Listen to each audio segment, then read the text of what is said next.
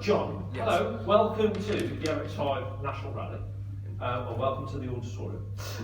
30 years of MX-5. Yes, I mean, I can remember going on the launch in filming it in Los Angeles in Orange County, I think it was in 1989. That and the Lexus LS400. LS400, so MX-5 and LS400. Right?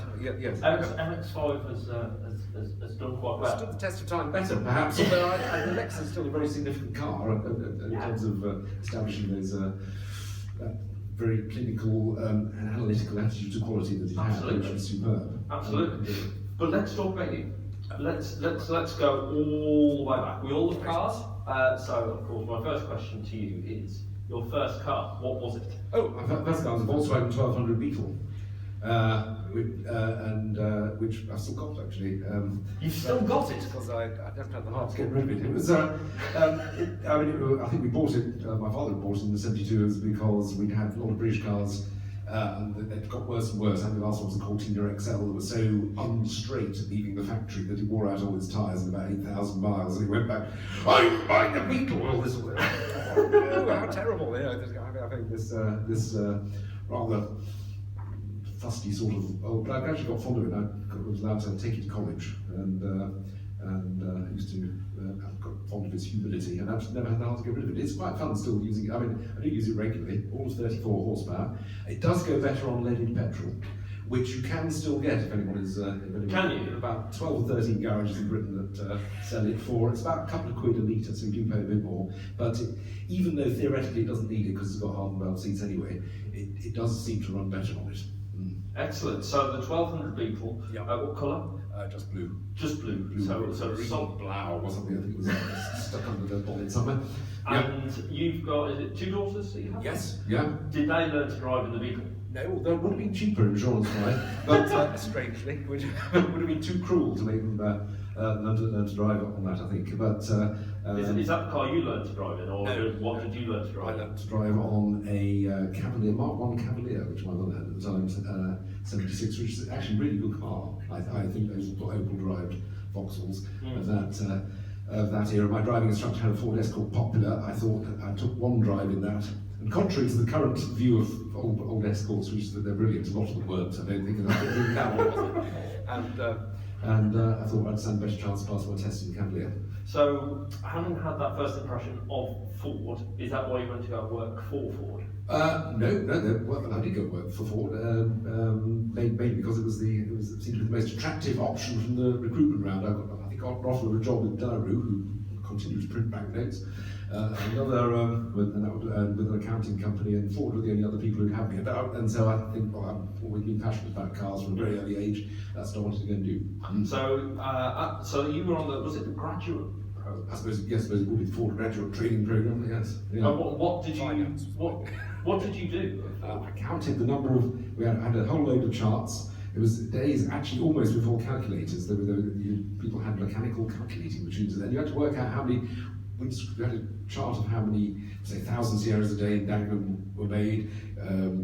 So the proportion would be GLs, so the proportion would be 2 litres or whatever. If it was fitted with that sort of thing, you worked out how many things were required a day. But I don't think I actually got any of it right, because there was another department that actually did these figures again, and they came up with completely different figures. So it was an extremely dull job. It wasn't exactly what I'd hoped for from my first job in the car industry. Although I did get to drive some cars because my managers were quite sympathetic, and I was allowed to take some of their management role company cars out. The XR2 with the Kent engine XR2 I really quite liked actually, and I liked the big Grenadas at the time. If you drove them fast enough on the journey from Brentwood to Dunton, you could get single figures on the fuel computer. An achievement. And there was what else? Other things from that era. Oh, well, there's XR3s or so. I don't think it was as nice, really. So you're at Ford. Yeah. Do I dare say you were a bit bored? Yes, I was very bored. Yes, even though yes. And you moved from Ford to a little company called the BBC. Yes, because they had ads in the paper on Mondays, and then one of them was for research on Top Gear. So yes, so I wrote a thing saying I had a lot of car brochures and were very interesting cars, and I had motor industry experience. And And they called you? Or Well, did they write to you? Or? well, I did a couple of interviews and got the 6-month contract in Birmingham. Yeah, so. Wow. Which was So talk me through those early days of Top Gear. I don't know. I mean, it's just a totally different world of television than it is today. Because I mean, you had to always justify having a car program on television at all. Because I was quite keen to start directing items as soon as possible. It took quite a while, but I remember one of the first ones. I'd always read car magazine from a very early age, and all I wanted to do was really make car magazine on TV, which was very opinionated, quite amusing times about cars, and that was what I was trying to do. And I had to really work hard to persuade them to allow me to do the Countach versus Testarossa test, which was done at Bruntingthorpe on film. I had to go and see my boss and say, no, this really, people are interested in cars like this. They may not be able to afford to own, that was the BBC argument, so nobody could afford to own those cars. So you can't be spending license fee payers money and doing things like that. But I said, honestly, it's actually more democratic or whatever, for a better word, to actually to assume that everybody can be interested in a Ferrari and a Lamborghini. It's much worse to suggest that everybody can afford to buy a new Vauxhall Astra. So that argument did seem to win the day, and that's a good argument. So what year was that? What year did you? I joined them in '84. That particular test, I think, was in about '86. That was the first piece that you directed. There was not the first one. There was another couple of others. I think actually something about somebody who'd written a motoring magazine in a prisoner of war camp, which was actually an interview with him, which was actually very nice to do. But yeah, that was actually the first one. Yeah. And you progressed through the ranks, and you became. Were you not executive producer? I did on some stage. Yes, I produced my first program in '87, and then became series producer in '92. I think something like that. Yeah. And we did various other car programs as well, but classic cars. Series of quite like Cars the Star. I was going to say Cars the Star. Which was quite nice. Who remembers Cars the Star? Who quick show of hands? Who can't put your hand up? Who remembers the really old Top Gear? With all the road sign graphics. Do you remember the road sign graphics? Yes. Yeah, I remember the road sign graphics.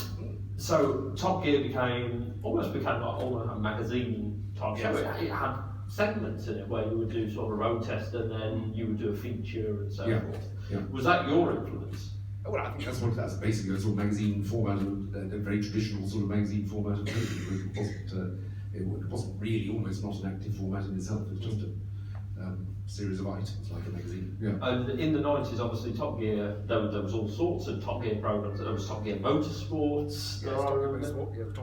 Yes, the Waterspeed did one for boats, Waterworld, which bike programs wasn't necessarily quite successful bike programs. But it's actually, I mean, it was very traditional, but it did actually get quite. I mean, it was the most popular program on BBC Two more or less throughout the decade. So it was sort of roughly right for the era, I think. Yeah. And you discovered all sorts of talent. Well, I certainly introduced them to television. I mean, that was one of the first things I did when I arrived, really, was to think about how I could get those. Or originally, I thought people from Car Magazine on to.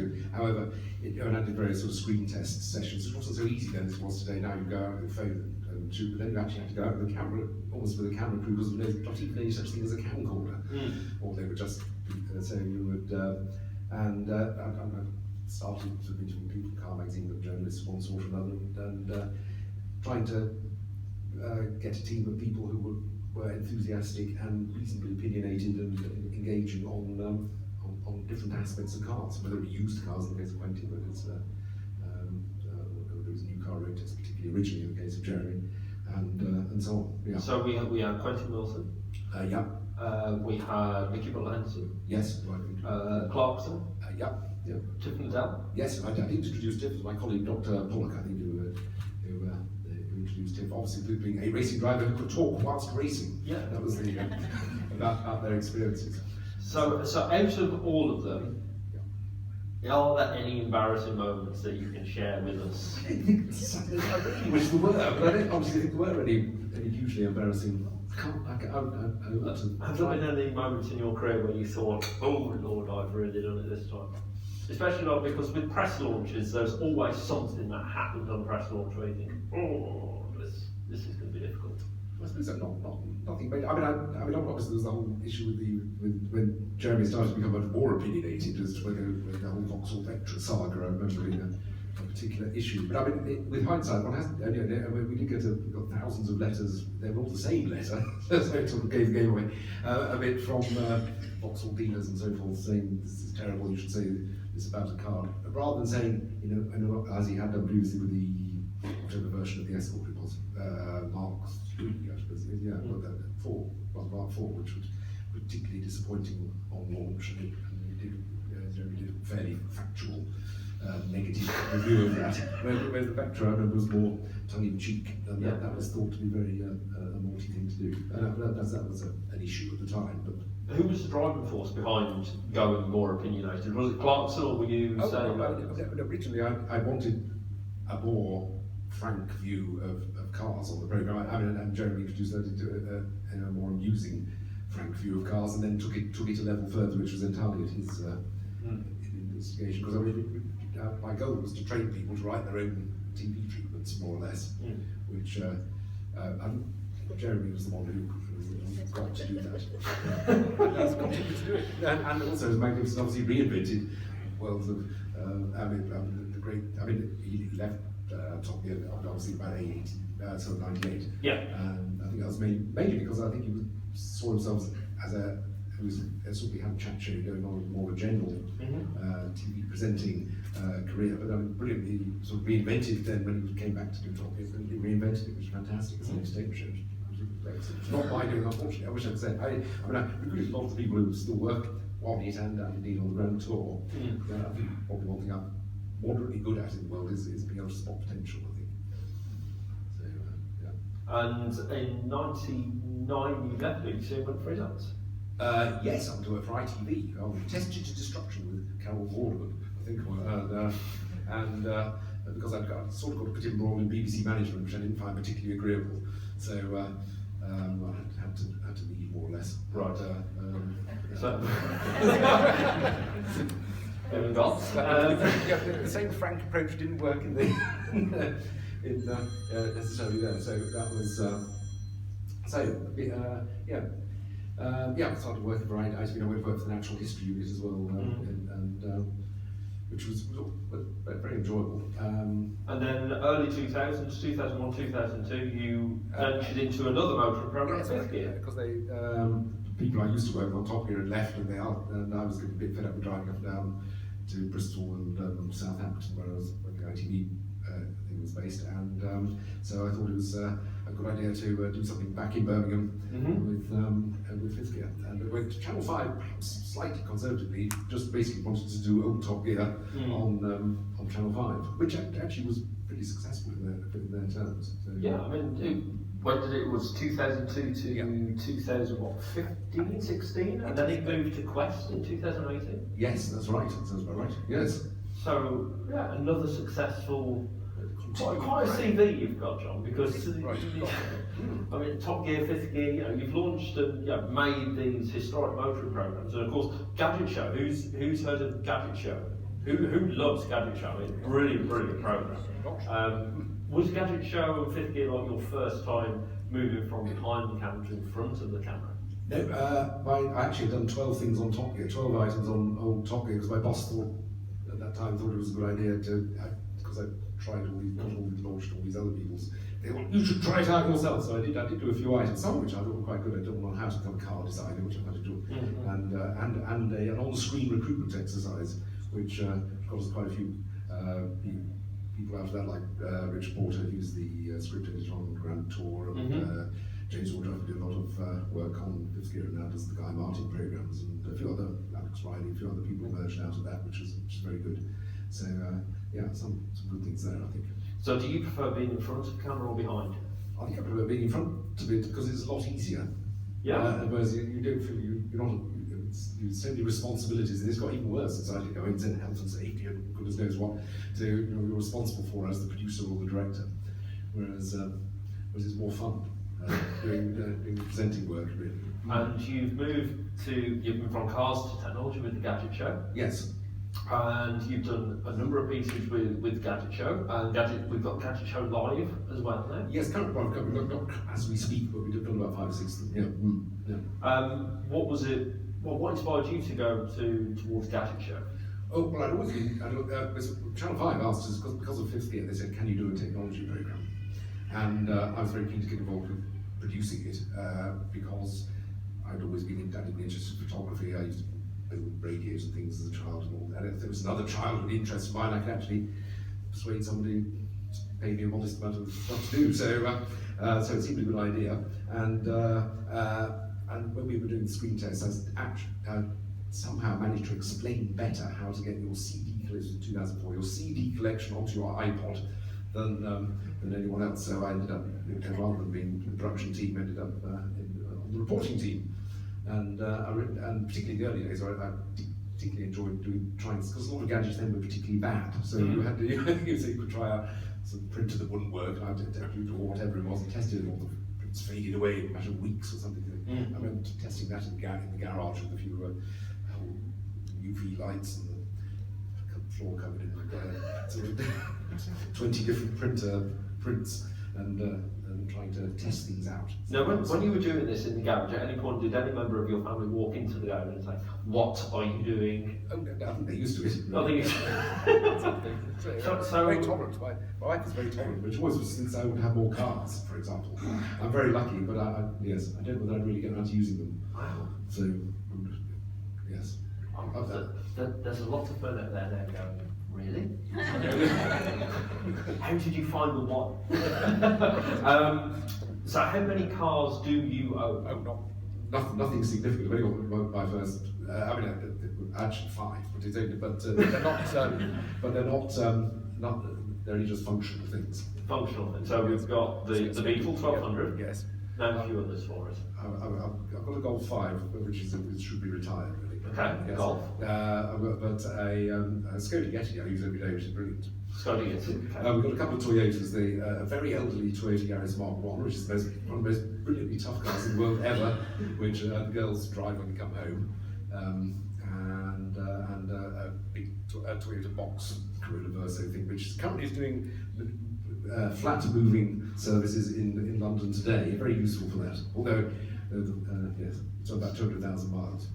So all of them are extremely practical. I'm afraid so, but obviously perhaps one. I think really the only answer though is to have a garage with absolutely every sort of car you could ever want to drive, all maintained in perfect condition. That's because then you could you'd have a Silver Shadow for picnics. What else would you have? I mean, you'd obviously have the Lotus Elise type car for the ultimate. MX-5, sorry, MX-5, sorry, MX-5. The only problem, yes, I could, have an MX-5, for example. Roll that, rewind, MX-5. You have both, you see. It's not practical if you've got all of them. No. Good answer. Yes. Good answer. Yeah. There's doors there. Because the issue I do have with it, the side issue with the MX-5 is always I seem to be quite tall from there to there. And right from the Mark 1, when I drove it in Los Angeles, I remember I had to choose whether to look over the windscreen, go down and look, and ever so slightly mars the experience. And I think it's got better it's got better, and I think that I haven't actually, I have to admit, maybe I'll be able to correct that today sometime, but I have not driven a Mark 4. You've not been in a Mark 4? No. So, but maybe they've just made it a fraction bit. That bit. I will sort it out for you today. Right. We will get you in a Mark 4 today, because the Mark 4, correct, am I right here, ladies and gents, that it's got the sliders are on almost an incline like that, so there's no height adjustment on the seat, so the further you go back, the further you go down into the vehicle. Right. So maybe, I mean, of course, it depends. You were saying like you're quite tall here. It could be that we get the seat all the way back, so you fit inside the car here, but then can't quite reach the bench. But I'm sure we can make something work. So we've been through your history pretty much to today. We've been through your car history. I'm just checking the time because we do have another guest joining us shortly. But before I invite our next guest up, I have another microphone. So ladies and gents, it's your chance now if you have any questions, like that straight away. If you have some questions, are you happy to take a few questions? Yes, yeah. Right, okay, so I'm going to come down to you, sir. Your hand went up first, so I'm going to ask you straight away. So excuse me. Hello, sir. Tell us your question. I've got lots of questions about cars, but actually, John, you're well known for your photography and you're interested in that side of things. So Yes. I wonder what your opinion is on the way things have gone towards cameras in phones compared to digital cameras or even film cameras. Have you got any comments on that transition? Obviously, phones have got extremely good, but what about yourself? Do you find you use both, or? I think both, actually, in some ways, is the way to go. I think we're almost, because phones have got very clever because they've used the computational power in the phone to, I switched it on? Right, try again now. There we go. There we go. We're back. They've used the computational power in the phone to do things that you can't do. You use the computational power in the phone to do things you can't do with the camera alone. Yeah. So, for example, and I can remember thinking with Pixel 2 when it came out, you've got it can combine pictures and give you depth of field in low light that you'll never be able to get on a conventional camera. So I almost think it's going to get to the stage where a serious photographer will have their own camera, and the camera phone will be almost part of the kit that you'll use when you need it rather than the camera. As for film, I think I think it has some parallels with classic cars in a sense. It's become a wonderfully thriving niche that you could, when you want, maybe you want that particular feel, or when you want to just have the joy of using a mechanical piece of equipment, you'll be able to do so, and you won't have to worry about the consequences of the silver running out, which was a very serious issue in the 80s and 90s in photography, because the people, they were thinking, all these photos being taken, we're going to run out of silver, we haven't got to do. Whereas now people can embrace and enthuse about that without any fear of any environmental consequences. And I always think it's going to be the same, maybe with conventional internal combustion engine cars in the future. We're going to think, as long as there'll be a lovely, splendid, enthusiastic niche of classic car enthusiasts doing that, and that's fine, and they won't need to worry about everybody clamping down on them. So I think it's probably a wonderfully diverse thing in both spheres. I'm going to try this one. Hello. Right, who else has got a question for John? I've had a question on this side. Let's have a question on it. Anybody? Anyone? You're very well behaved, I have to say. You can get involved, absolutely fine. But the question on this, I'm going to go over to you, sir. I'm going to try this microphone. 1, 2. I can shout. Do shout. I think we're kind of similar age groups, looking at it, I would suggest. I can remember as a teenager and getting my first job, all the cars that enthused me were generally my bosses. You know, they raced old Aston Martins and Dolomite Sprints, and they'd have E-types and things like that. What cars still enthuse you? I mean, I've been downstairs looking around, and it's like being a kid in a toy shop to some extent, and there are cars I would love to own. But you're obviously the professional gentleman that's done reasonably well in life, I would suggest. What would you choose to go out and buy if you had to have a pleasure car? Ooh, partly it comes back to this need to have this whole range of them again. But I would, there would be things I would really like to put on the top of this. I'd love a Citroen DS, simply because I just love the shape of it, and I just love that 50s technology in that. I'd love all of those. I probably would go down something with it wouldn't actually need to be that fast. I probably would want an early Toyota engine series, I think, which was, I thought, we got it just about right then. So those would be two things that would definitely be on the list. Strangely, I really like, one of my favourite car shows is the Festival of the Unexceptional, and it's all the way people devote all this effort to things that are almost disappearing, and it's so wonderful that they're keeping them alive, so that you can experience what the Mazda, a Mazda 626, the early ones, which were quite heavy to drive. Or a rear-wheel drive 323, which I remember driving on Pendine Sands once. It was a bit rusty, and the tailgate came loose. But actually, it's the ordinary. Really, for me, strangely, it is the ordinary cars that have more of it. Went to Goodwood Revival yesterday for the first time, which is really wonderful. But at the race I enjoyed most was not the one with all the big, wonderful blue chip Jags in and everything. It was the one where actually Tim was racing a Cresta PA against somebody who was versus a Studebaker versus a 105 A105 Westminster, and seeing those things being, albeit in quite modified form, being thrashed around a track was just by far the best thing to watch. Am I sort of veering towards an answer? It may be the right answer, but then. No, thank you very much. Oh, and also one of the best cars, old cars, very recently again, strangely, was one of the last Capris, which was actually quite, which was an old-fashioned car when it came out, but I can remember the registration of the one we had on the program, which was D191 UVW, and Ford had D194 UVW for driving. It felt just the same, and very enjoyable. The way it sort of twists under acceleration is actually, it's not actually much acceleration by modern standards, but it is. It was very satisfying. That's in just recent experience. Just quickly check the time. We've probably got time for just one more question before I invite our next guest on. Now, over this side, have we got a question from anybody yet? Anyone? No. How about you guys? There we are. No, I've got it work. I'm going to squeeze down. Right. What is your question, man? There are an awful lot of new things coming about in cars. Things like lane control and automatic driving. What are your opinions on those sort of things? I suppose one's instant opinion is that they're not necessarily the assistants that they claim to be, mainly because they can lull you into a false sense of security. You think the car is actually guiding you into lanes with various degrees of warnings and or more recently assistance.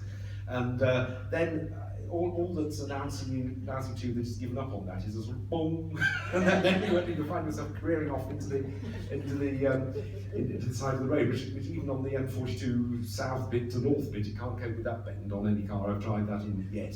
And I think it's going to get worse, really, especially with semi-autonomy level 3s. I think is the dangerous one.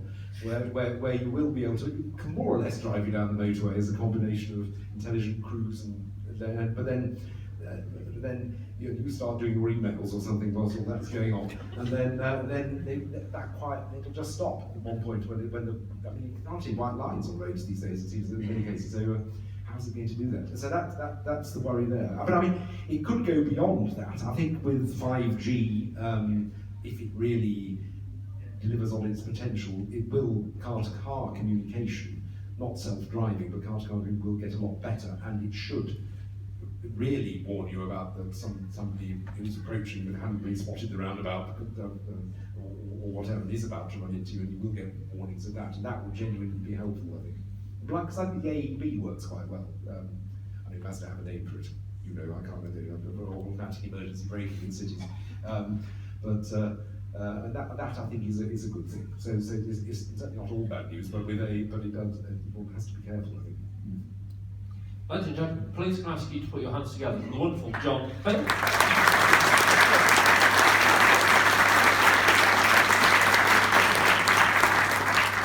If you are just joining us at the back, come on in. It's absolutely free, and there's lots of free seats as well. Please do come in. Ladies and gents, please can I ask you to extend your very warm welcome and your applause, please, for the one and only Vicki Butler-Henderson.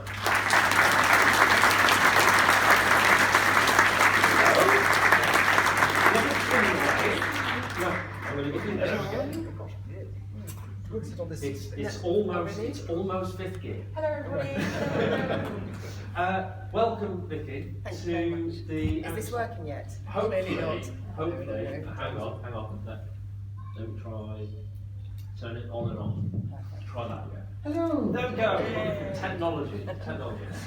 So, welcome to the MX-5 National Rally. Thank you so much for coming down and joining us. Well, God, it's so lovely to be here. Honestly, it's such a thrill to join so many MX-5s as they queued to get in. It was great. So.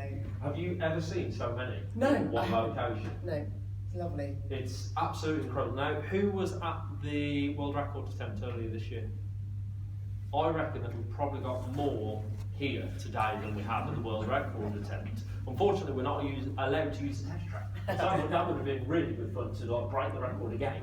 And we're still in the midst of seeing if we can confirm that record. There's so many that we're still counting. Yeah, so I understand exactly. That's somebody's job to go through all of the footage to work out how many cars were there. Is it? Is it? Get back out there and do it. I know, I shouldn't be.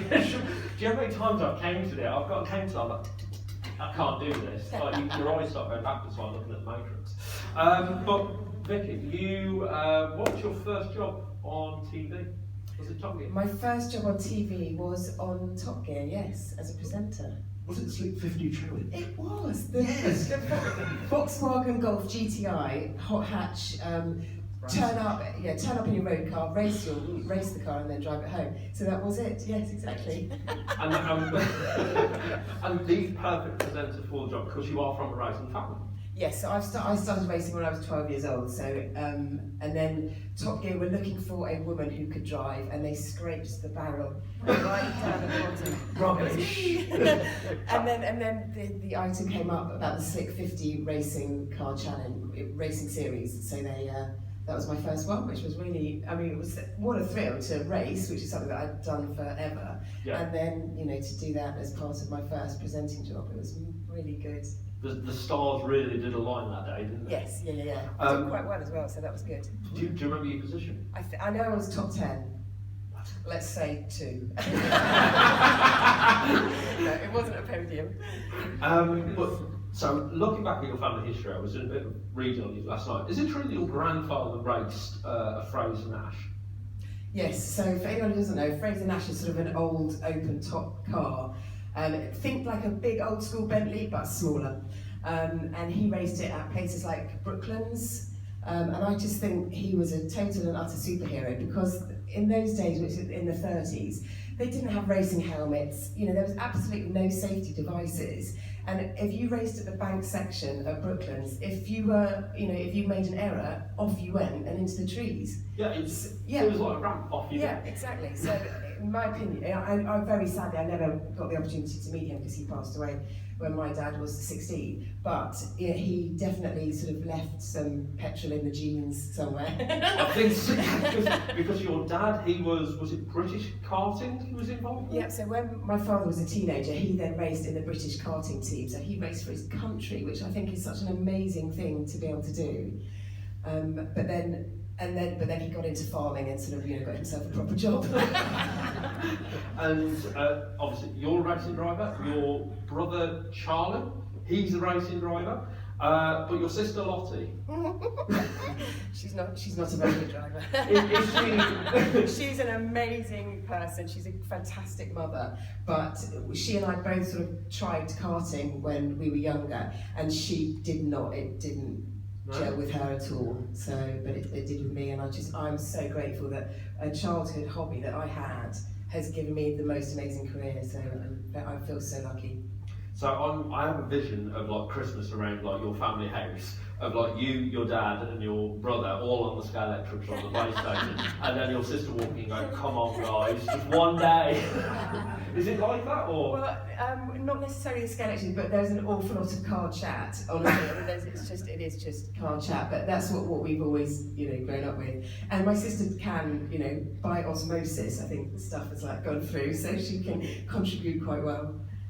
And moving on to your career now, is it true that you were involved in Max Power? Yes. So I'm just going to clarify that Max Power is a magazine that eventually went on to have a lot of naked flesh in it. At no stage was I involved in the naked flesh bit. So there were 2 of us in an office up at EMAP Publishing House, and EMAP was a publishing house that was responsible for the likes of Performance Car Magazine, Street Machine, Car. And they wanted to launch a modified car magazine because that the scene in the when was it? Early 90s? Yeah, early 90s was quite big. So 2 of us were in an office just doing a dummy issue of Max Power magazine, and eventually after 6 months we got the first issue out, and then I was staff writer on it, and I stayed on it for about a year. And then after I left, I went to be a road tester on Auto Express magazine, and after I left then the flesh started appearing. so I'm nothing to do with that side of things. In fact, no, I'm not going to go there. I'm not going to go there. But Max Power was a proper cultural. It was part of culture. Like early 2000s, we had the Fast and Furious all started. Modified cars all of a sudden just became a mainstream thing. And they're coming back, They are. I think. I saw a hashtag the other day that was "Bring back the neons." I was like, that Bring back chrome wheels, I say. Yeah. Max Power was. I think people wanted to be individual, and it was such a fantastic way to express, your personality by having, an add-on kit here, or you could do things quite cheaply. You didn't have to totally remodify the whole car. You could just get, a bit more of a stereo or a different steering wheel or a gear knob. But I think what happened, because Max Power is no longer, is that car manufacturers cleverly realised that they were losing money in this aftermarket section, and therefore started offering their own kind of aftermarket section, which is why when you buy a new car these days, the option list is so long and lucrative for the manufacturers. So that's sort of that kind of signs the death knell for Max Power. Well, let's ask the audience. Has everyone here come in an MX-5 pretty much? Anyone not coming in an MX-5? How many of you? You can stay. How many of you have got a totally untouched, totally original MX-5 with no modifications? So a few. How many of you have breathed on your cars, shall we say, and modified them and made changes? It's still out there. It is still out there because many people see a car as a canvas and just stop. Now, car history. John, what are your thoughts on the modified car section then and now going forwards? I don't know. I think it's going to be. I think almost cars are going to become more bespoke in the future, because I think the whole advance of 3D printing and possibly stuff that stops you crashing and skateboard chassis and things. So you almost might be at the stage where you can go along with your iPad to your designer, as much like getting a suit or something. You discuss your requirements and you get your perfect car built on top of a chassis. I think it could go more that way. I think perhaps maybe 10 years or so. That's what I said, by the way, about in answer to your question. Now, Vicky, car history. Where did it begin? What was the first car? So, I learnt to drive. I did learn to drive. I can't remember what car I learned to drive in. You know what? No. I think it was a Vauxhall. That's probably why. Well, what was just going with John's theme earlier. I first bought an MG Metro. Okay. So was it white? It was silver, and one of the reasons why it was second-hand, I bought it for £1,500 when I was about 18, and it had red seatbelts and it had a rev counter. And because I was racing cars then, and racing cars don't have speedos really, they just have rev counters. Mm-hmm. So I know that I wanted a car with a rev counter and the red seatbelts, so I just sold it to me. So on those two grounds, that's why I bought an MG Metro. So you looked at this car and you thought, seatbelts, rev counter, don't care what they're in, I'm going to go for the MG Metro. Yeah, that's pretty much it, yeah, exactly. And of all the cars that you've owned, what has been the one that stood out? A Porsche Cayman GT4. Yeah? One of the most exquisite machines that man has ever made. It's like an MX-5, but sort of a grown-up version of an MX-5. So if you can imagine all the loveliness about an MX-5, but then much more expensive, but like really precision engineered and more powerful. I get similar feelings from the two cars, but yeah. Yes, I like those as well. Yes, actually, it's another. John, I'll let you a pen and some paper because I'll write in this answer.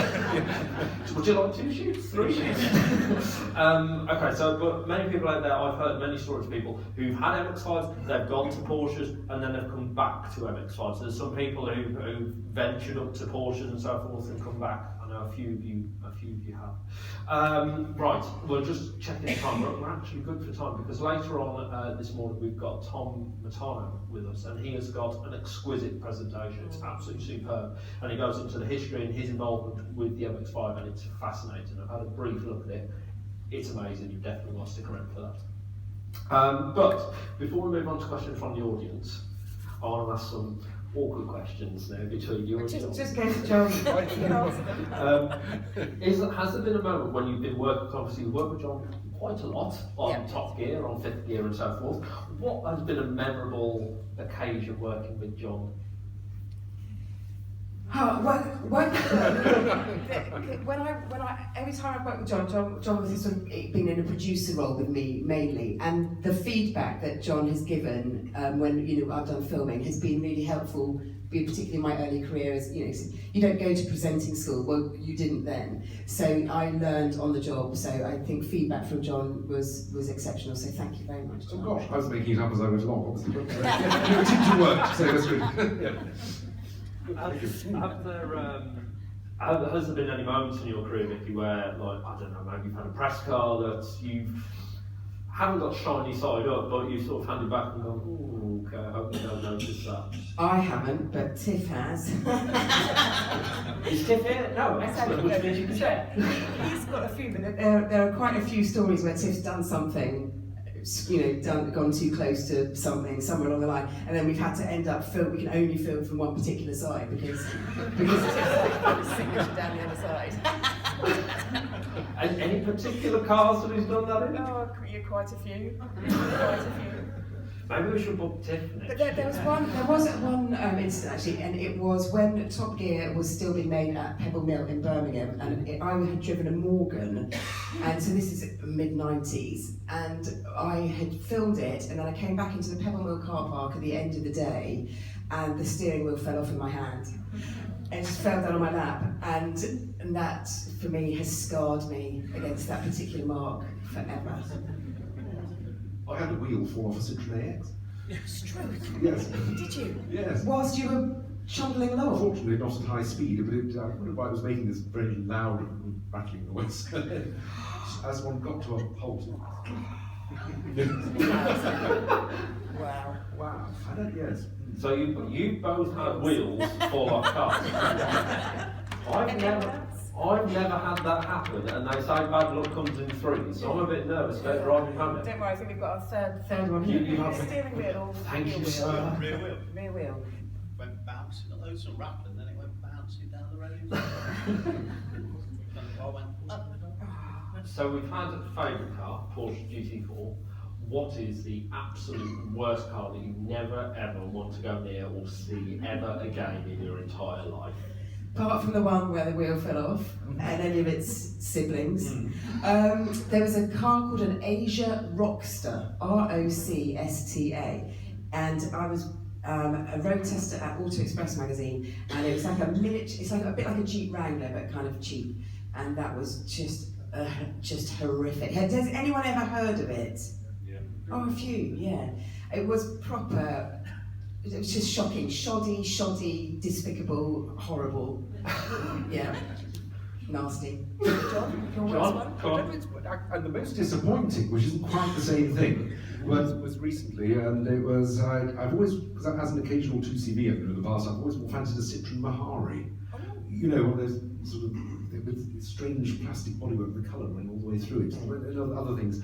And I had the opportunity to drive one recently, and the floor, unlike the TCV, we can actually get in like that. The floor is actually at the level of the bottom of the seat. There's never actually you couldn't. So it was a real shattering of a dream. So in that sense, it's even worse than it's even worse than the Polski Fit or any of those more obvious candidates. Jon just looked me dead in the eye, and you could see part of his soul like ebbing away at the thought of this car. Right, enough questions from me. Over to the ladies and gentlemen. Who has got some questions? This side, we've got lots of questions this side. You guys over here, you can get involved. And ladies and gentlemen, rather than standing, there's plenty of seats, do from there. Right, sir, I haven't got a microphone, but I've got one here. So what I'm going to do is unplug, and I'm going to, there we go. You can talk into this. There we go. Vicki, you've driven so many different great cars really, really well, and I always admired the fact, like with many presenters, the ability to drive and talk. You're very, very good at conveying what you're doing and the technical side of it, and there's not many can do that really, really well. You do that well. But are there any cars that you've driven that were quite sort of cheaper? Because you used to do that one where you compared everyday cars, and it was so funny. But not been able to afford very much, I used to think, what sort of on the cheaper cars, whether fast or not, have you really thought this is a really great car? So it's unusual, it's sort of flipping, because you've driven some fantastic cars, but on the lower end. Yeah, do you know what? One car, and one that John owns, is the Skoda Yeti. It's an absolutely fantastic bit of kit. Yeah. Honestly, I just think if I could have one car just tucked away, and it would be useful for everything: school run, tip run, pub run, just all sorts of little, canter up hills and stuff like that. Skoda Yeti is pretty good. Yeah, and also I was a big fan of like the old Peugeot sort of 106. Oh, so yeah, that was fantastic. I remember perfecting for an afternoon some spectacular lift-off oversteer on that. I had a sprint circuit all to myself, and I was just being just an absolute nutter. But the camera was like, come around the corner again, I'm like, yeah, lift off oversteer on this little front-wheel drive car. Had lots of fun. So yeah, you can have an awful lot of fun on the cheaper end too. So I appreciate, anything with a great chassis for me, I can have fun with.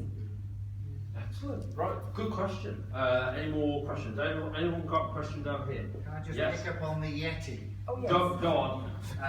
As well as having the MX, of course, I've got the Yeti 170 brake, remapped to 200. Goes like stink. Often goes past people going through Wolverhampton and places in their hot, noisy hatches. They can't believe it leaves them behind. Much as I love it, I have to confess, we took it to North Wales yesterday. We'd stayed out around Lake Vyrnwy, took it over the top of a mountain, decided to go off-roading. Yeah. Sarah videoed me going through plugged mud, big pools, the lot. We went for the best part of an hour till we got to a gate that was locked. We couldn't get back onto the main road. So I decided to do a little excursion. I thought the Yeti will go anywhere. Well, some logs broke beneath us and we dropped into a hole. So, but long story short, we then had to get a tow truck and he winched us out. Oh no. But you're absolutely right, the Yeti is fantastic. Can almost go anywhere. Can almost. We're going to have to rename our event on the MX-5 because Thursday National Rally, sponsored by. Question. Yes, ma'am. There we go. Hi, I'm going to be a real troublemaker here. I'd like to ask both of you, which is your favourite version of the MX-5? Oh. This is a good question. I'm going to go original because I have never come across a door handle that is so exquisite in all my entire life. Yes. You dodged that bullet well. You got the Matrix moves like that. Go on then, John. I think it might well be the current one if I can fit in it. Well, you'll hear again later on this afternoon. Nowhere better to find out the answer. You'll hear later on again this afternoon. I think what time are you here? I think it's 2:30 you're here again. Yes, 2:30 you're here again for us. So we will make sure that you have got in a Mark 4 before then. In fact, it would be quite funny to try and get you in all of the marks and then we can tick off which one does Jon Bentley fit in. Mark 1, no. Mark 2, maybe. Mark 4, big tick. Right, good. Okay. Right, more questions. Any more questions? Yes, we have a question over here. Well done, sir. Representing your side. When you drove the MX-5, I think I saw on YouTube, and I think it was the owner's car, and she arrived, and you sort of she took her around in it. It was her car. Did she know what she was letting herself in for? Because she was absolutely hammered around. And I don't think she really quite understood what was happening in her car. Do people know what they're signing up for? It's an excellent observation. Thank you. I don't know whether I'm allowing my car. I don't know what to do. No, very fortunately, the girl, she worked at part of the company that sort of Fifth Gear work with. So she knew to a certain extent that lending me the car on a racing circuit would equal a little bit of squealiness. Was it raining or had been? I think you went full out anyway. Well, yes. Yeah. I didn't leave anything in the input line. She still spoke to me at the end of the day. She absolutely did, yeah. But At she. any point, did you find that maybe you've gone a bit far in someone else's car? No, everything was all cool and above board, and very soon afterwards she sold the car. Quite careful, lady owner. Never raced nor rallied. Yes, she was in, yeah. Okay, so if you're on YouTube and you find the registration of your car, slightly awkward. Any more questions? We have one more over here. God, it's fire away for me. I'm going to do my awkward thing with my clipboard. Obviously, you get to race cars and drive cars and speed. I did that in a different way. I was a dreaded traffic cop for a lot of years, so I apologise for that. But I've had to, as I've retired, I've had to find something that's fun, but within reasonable speeds, which is kind of how I ended up in an MX-5 in some respects, which is great. I can get pleasure from driving that on the road at reasonable speeds, not get myself in any bother, and it's fun. Do you have any fun in day-to-day driving? Yes. So, wherever I've lived, I've always found a little place.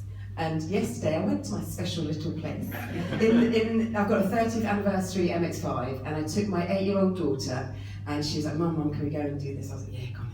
So there's like a jump hill, so I can do it within the legal limits. So we got a little bit airborne, and then I tucked into a side road that then gives me a fantastic angle to come out onto the road, and I got supervision left and right. So we did a little skid yesterday. So 2 girls in the car were very, very happy, and then Mummy, I had to do it again. I definitely do it almost every day. Have a little bit of a little bit of cheekiness, but all safely and with good observation, etc. You're amongst friends, it's fine. No one here is going to call you out. Ex-copper. It's fine, these stories here. John? Oh, I Do you have a mountain in Wales that you'd like to take your school to get to? Or? I used to have a favourite road, but in Worcestershire, they put a housing estate on it, so it got in the way, rather, yes. Sam, what did you want? Please go out and do some records. I would say follow Vicky. You said it all. Right, ladies and gents, it's coming up to 5 to 12. You guys are both going to be back later on this afternoon. Vicky, I believe you're back about 1:30 and John, you're back about 2:30. Our next session is with Tom Matano, who has got a fantastic presentation all about the MX-5, even before MX-5 really existed as a car, going all the way back to the 70s and 80s. But before we move on to that, ladies and gentlemen, can I ask you all, please, to extend a very warm thank you to John.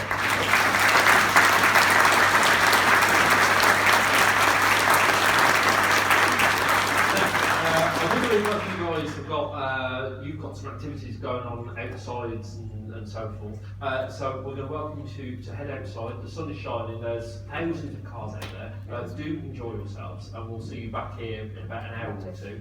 Ladies and gentlemen, John, Thank you.